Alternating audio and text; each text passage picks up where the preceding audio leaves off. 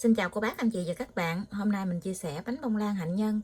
Bánh này thì rất là dễ làm luôn. Chỉ công thức này ở nhà mình không có máy đánh trứng, mình đánh bằng tay cũng được. Bằng trứng mình đánh không có cần phải cho bông lên. Bánh cực kỳ xốp luôn á. Đây nè.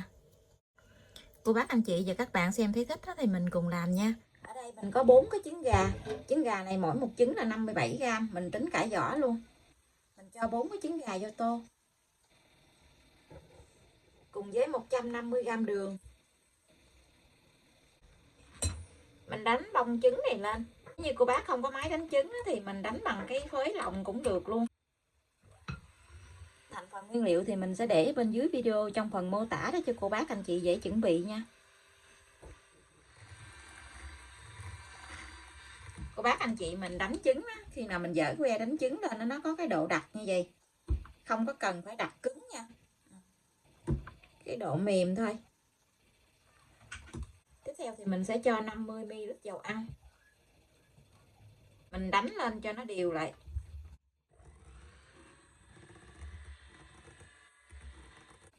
Khi mình đánh dầu ăn nó đều lại rồi thì mình sẽ cho 120ml sữa tươi không đường vô. Mình đánh lên cho nó đều lại lần nữa.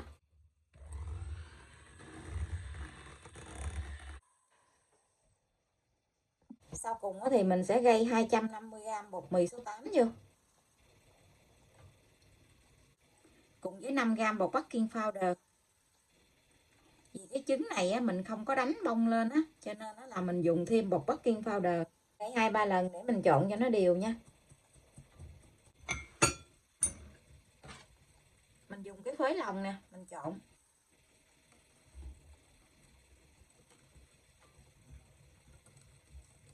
Với công thức này thì cô bác anh chị mình trộn trứng không có cần phải là trộn nhẹ tay, mình cứ trộn cho nó đều lại là được.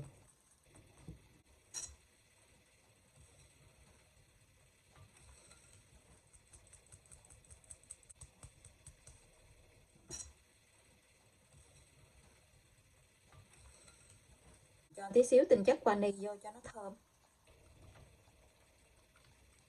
Có khoảng chừng 1 muỗng cà phê. Mình trộn cho nó đều hết lại. Sau cùng thì mình lấy cái muỗng dẹt nè, mình vét cho nó đều bột.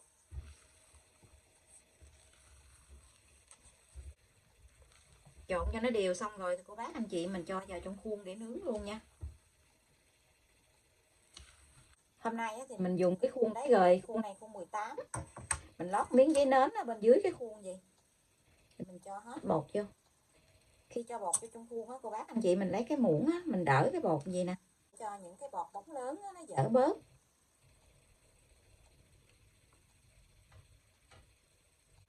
Công thức này mình dùng cái khuôn 18 là vừa luôn á. Ở trên mặt bánh thì cô bác anh chị cho một lớp hạnh nhân sắc lát lên. Có hạnh nhân lên ăn thơm lắm. Công thức này mình làm rất là nhanh luôn, trộn bột chừng 5 phút là xong rồi. Bây giờ thì mình sẽ cho vào trong lò để nướng luôn nha. Lò nướng thì mình đã làm nóng trước 10 phút. Lò nhà mình có 3 ngăn, mình để nướng ở ngăn thứ 3, tức là ngăn dưới của lò luôn, để cho nó ngay chính giữa gì. Mình nướng ở nhiệt độ là 150 độ C. Mở 2 lửa. Thời gian nướng là 55 phút, không cần mở quạt. Cô bác canh nhiệt độ nóng của lò nhà mình nha. Mỗi một cái lò nướng cái độ nóng nó khác nhau á. Lò nhà mình thì nướng 150 độ C.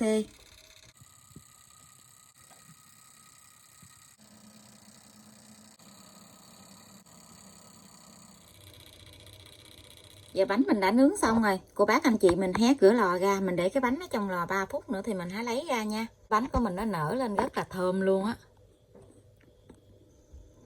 Quá chừng ngon luôn, cái bánh nó nở lên coi nè.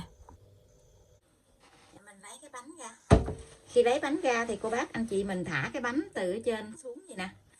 Thả xuống với cái bàn vài cái để cho cái hơi ở bên trong nó thoát ra bớt. Cái bánh của mình nó rất là ngon luôn.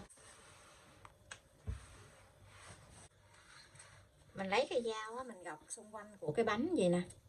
Thì cái khuôn này mình không có lót giấy nến cho nên nó là mình dùng dao mình gọt cho nó tách ra.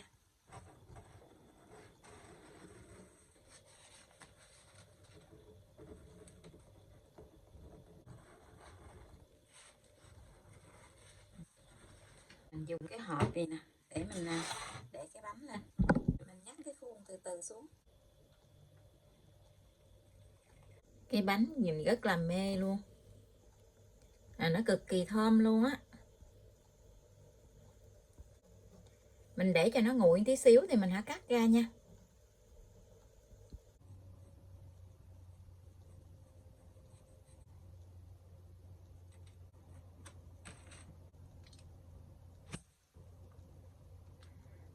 Nhìn cái bánh mê chưa?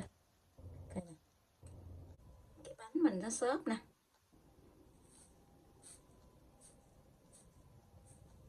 Bây giờ thì mình xin chào tạm biệt. Hẹn cô bác, anh chị và các bạn lại video tiếp theo. Cảm ơn cô bác, anh chị và các bạn đã xem video của mình. Xin chào và hẹn gặp lại video kỳ tới.